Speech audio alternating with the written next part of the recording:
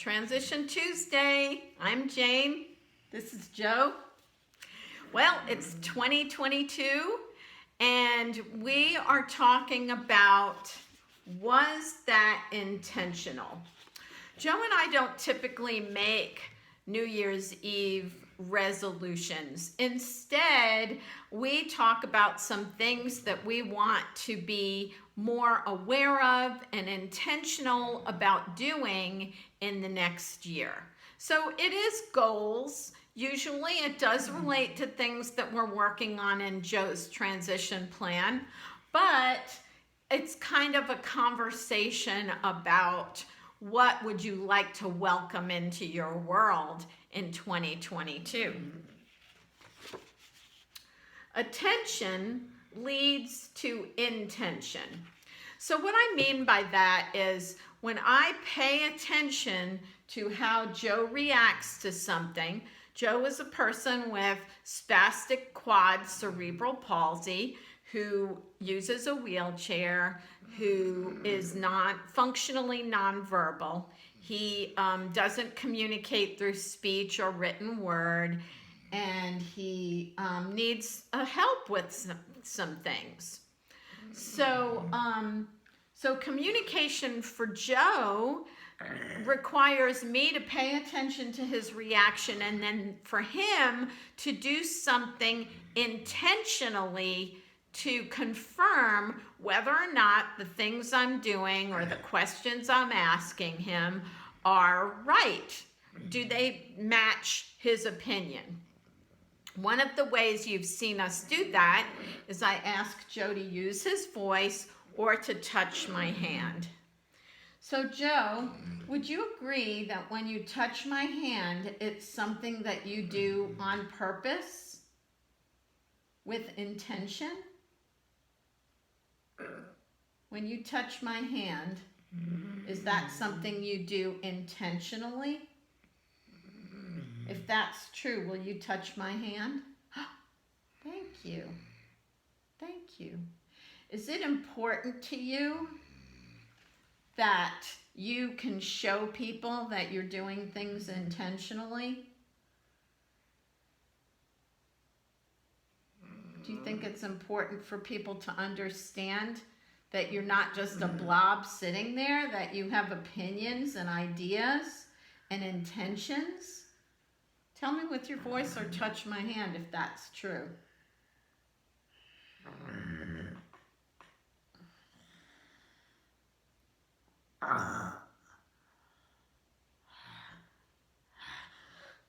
Yes, that's very true. You know, some people, there's different kinds of cerebral palsy, and one of the kinds is athetoid, and those people do kind of jerky movements because of muscle spasms. Now, Joe does have muscle spasms, but those are unintentional things. People who have Tourette's have unintentional tics.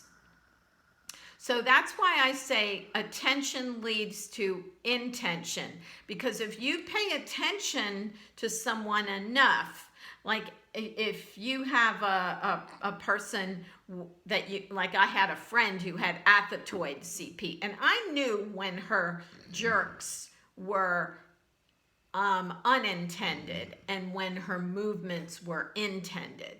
So attention is very important. So I'm paying attention to Joe.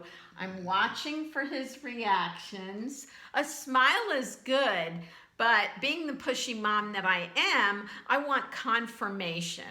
Are you, like sometimes Joe smiles just to be polite or sweet or because he thinks something's funny. That's not the same as agreeing. So I want intentional responses to confirm what I'm asking him or to confirm, what we're doing.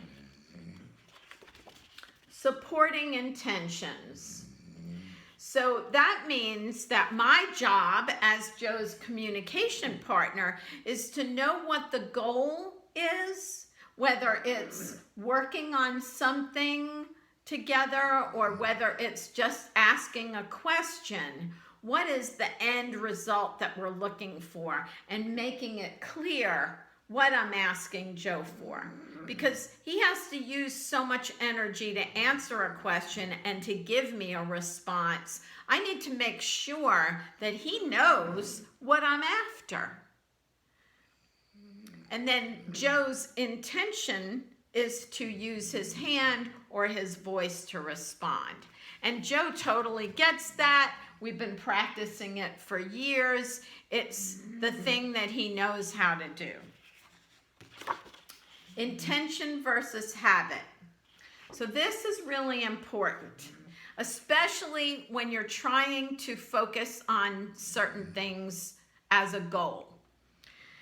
Intention means that you're noticing what's going on around you while you're practicing. You're using your dedicated self.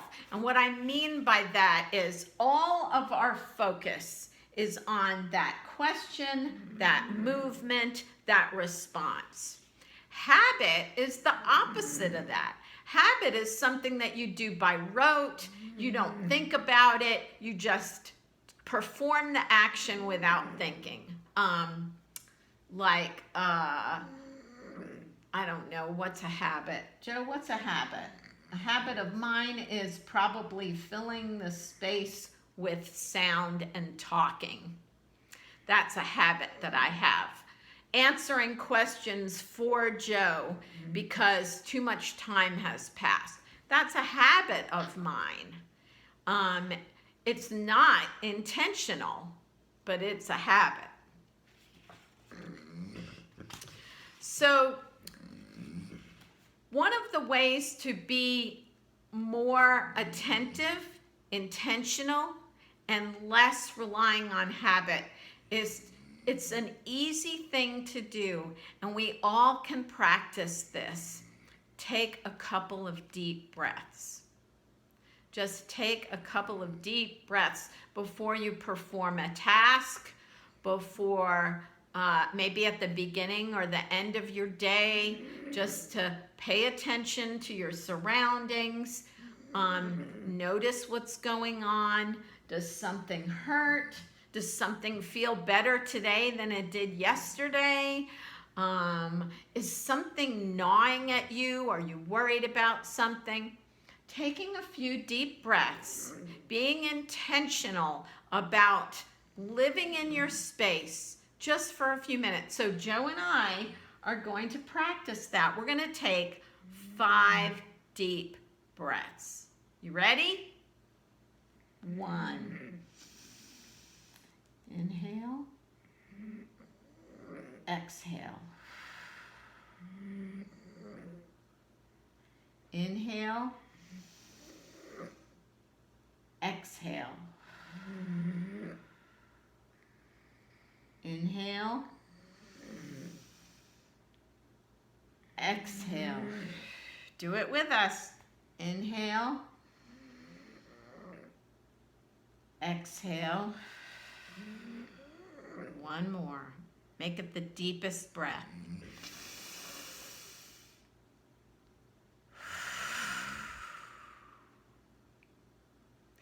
There's a real chemical thing that happens in your body when you take those deep breaths. It brings oxygen to your brain, to your muscles, to your cells, and it helps you focus. And then you can be more intentional. So I'm going to share with you what Joe and I decided Joe's goals are for this year to be more independent. Joe would like to explore more ways for him to be independent. We've been practicing some of that, and we are going to be focusing and being more intentional about giving Joe opportunities to be more, even if that just means alone, without people fussing over him and fixing this and doing that. Just giving him some space to be alone and breathe and think his thoughts. To be more healthy. Whoo-hoo, we've been struggling with health. Joe's still recovering from that dang surgery he had in September, and we are trying to keep him free of flu, colds, any kinds of viruses, not just COVID. Start, hopefully, get the green light to doing some physical therapy so he can rehab after his surgery, get more aerobic exercise, try to be more healthy this year. And the other one is to spend more time outdoors. Joe has become very isolated because of COVID, because of the surgery, and Joe has always liked spending time outdoors. So we are going to be more intentional about spending time outdoors.